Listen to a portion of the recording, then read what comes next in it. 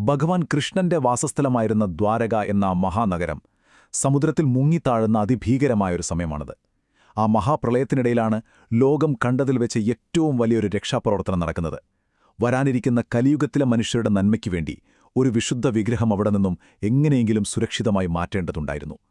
ഓരോ നിമിഷവും അന്നത്രത്തോളം വിലപ്പെട്ടതായിരുന്നു. സത്യത്തിൽ ആ വിഗ്രഹം സാധാരണ ഒന്നുമായിരുന്നില്ല കേട്ടോ. സാക്ഷാൽ ശ്രീകൃഷ്ണ ഭഗവാൻ തന്നെ നേരിട്ട് പൂജിച്ചിരുന്ന അത്യന്തം പവിത്രമായ വിഗ്രഹമായിരുന്നു അത്.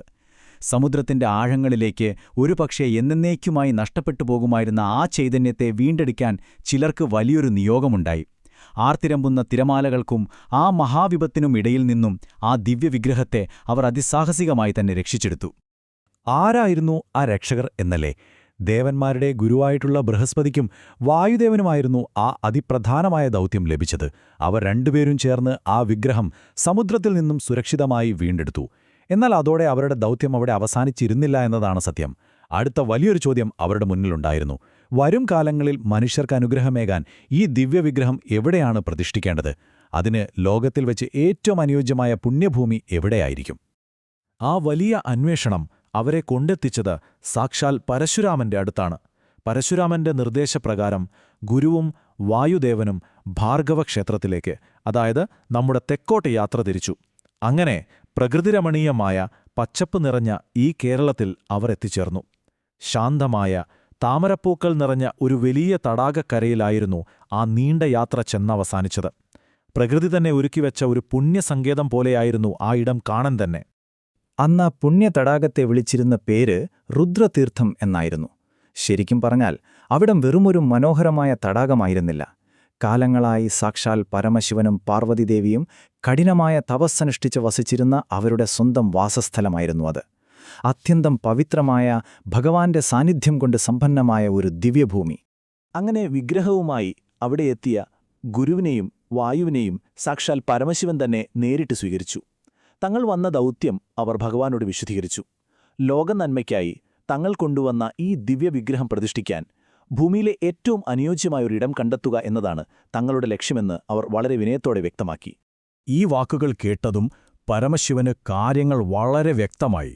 യാതൊരു മടിയും കൂടാതെ വലിയ സന്തോഷത്തോടെ പരമശിവൻ അരുളിച്ചെയ്തു, ഈ പുണ്യസ്ഥലം കാലങ്ങളായി മഹാവിഷ്ണുവിനു വേണ്ടി വിധിക്കപ്പെട്ടിട്ടുള്ളതാണ്. ഒന്ന് ആലോചിച്ചു നോക്കൂ, താൻ ഇത്രയും കാലമായി വസിക്കുന്ന സ്വന്തം ഇടമാണെന്ന യാതൊരു ഭാവവും ആ വാക്കുകളിലുണ്ടായിരുന്നില്ല. അത്രമേൽ വിശാലമായിരുന്നു ആ മനസ്സ്. ശരിക്കും ഈ ഇതിഹാസത്തിലെ ഏറ്റവും മനോഹരമായ നിമിഷം ഇതാണെന്ന് പറയാം. മഹാവിഷ്ണുവിന്റെ വിഗ്രഹപ്രതിഷ്ഠയ്ക്കു വേണ്ടി കാലങ്ങളായി തങ്ങൾ ജീവിച്ചിരുന്ന സ്വന്തം വാസസ്ഥലം പരമശിവനും പാർവതീദേവിയും പൂർണ്ണ മനസ്സോടെ ഒഴിഞ്ഞുകൊടുക്കാൻ തയ്യാറായി. വരാനിരിക്കുന്നൊരു പുതിയ യുഗത്തിലെ മനുഷ്യരുടെ നന്മയ്ക്കു വേണ്ടി അവർ ചെയ്ത സമാനതകളില്ലാത്ത ഏറ്റവും വലിയ ത്യാഗമായിരുന്നു അത്. അതിഥി സൽക്കാരത്തിന്റെ ഏറ്റവും ഉദാത്തമായ മാതൃക എന്ന് തന്നെ നമുക്കിതിനെ വിളിക്കാം. അങ്ങനെ ശിവപാർവതിമാർ സന്തോഷത്തോടെ ഒഴിഞ്ഞുകൊടുത്ത ആ പുണ്യഭൂമിയിൽ വിഷ്ണു വിഗ്രഹം യഥാവിധി പ്രതിഷ്ഠിക്കപ്പെട്ടു. ഗുരുവും വായുവും ചേർന്ന് ആ ചരിത്രപരമായ പ്രതിഷ്ഠ നിർവഹിച്ചതുകൊണ്ട് അവർക്കുള്ള ആദരസൂചകമായി ആ നാടിന് ഗുരുവായൂർ എന്ന് പേര് നൽകുകയും ചെയ്തു. ലോകമെമ്പാടുമുള്ള ലക്ഷക്കണക്കിന് ഭക്തരെന്ന് ഒഴുകിയെത്തുന്ന നമ്മുടെ സ്വന്തം ഗുരുവായൂർ ക്ഷേത്രം അങ്ങനെയാണ് ജനിക്കുന്നത്. എങ്ങനെയുണ്ടാ ചരിത്രം? അപ്പോൾ സ്വാഭാവികമായും ഒരു സംശയം വരാം. സ്വന്തം ഇരിപ്പിടം വിട്ടു നൽകിയ പരമശിവനും പാർവതീദേവിയും പിന്നെ എങ്ങോട്ടാണ് പോയത്? അവർ വളരെ ശാന്തരായി ആ രുദ്രതീർത്ഥ തടാകത്തിന്റെ അക്കരയിലേക്ക് മാറി താമസിച്ചു. യാതൊരു പരാതികളുമില്ലാതെ സ്വന്തം ഇടം മറ്റൊരാൾക്ക് നൽകി ഒരു ചെറിയ ഇടത്തേക്കവർ മാറുകയായിരുന്നു. ലോകനാഥനായ ഭഗവാന്റെ ആ വിട്ടുവീഴ്ച ശരിക്കും നമ്മളെ അത്ഭുതപ്പെടുത്തുന്ന ഒന്നാണ്. ഭഗവാൻ ശ്രീകൃഷ്ണനു വേണ്ടി സാക്ഷാൽ പരമശിവൻ ചെയ്ത ഈ അപാരമായ ത്യാഗത്തെ ദേവന്മാർ ഒന്നടങ്കം വാഴ്ത്തിപ്പാടി. മഹാവിഷ്ണുവിന് സ്വന്തം സ്ഥാനം നൽകിയ ശിവന്റെ ആ വലിയ മനസ്സിനെ, ആ മഹത്വത്തെ ദേവന്മാർ മഹിമ എന്നാണ് വിശേഷിപ്പിച്ചത്.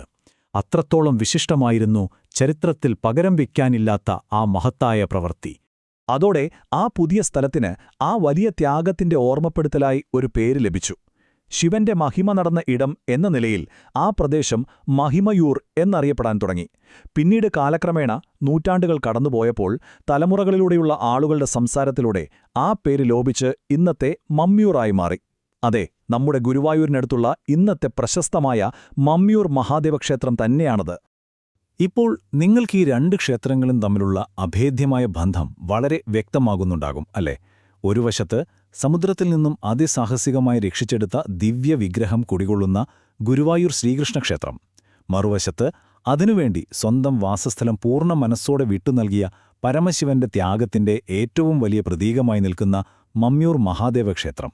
ഇവ രണ്ടും പരസ്പരം വേർപിരിക്കാനാവാത്ത വിധം ആത്മീയമായി തന്നെ ബന്ധപ്പെട്ടിരിക്കുന്നു.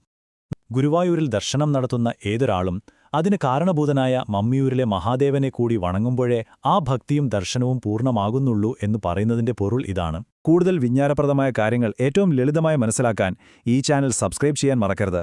മറ്റൊരു വിഷയവുമായി നമുക്ക് വീണ്ടും കാണാം.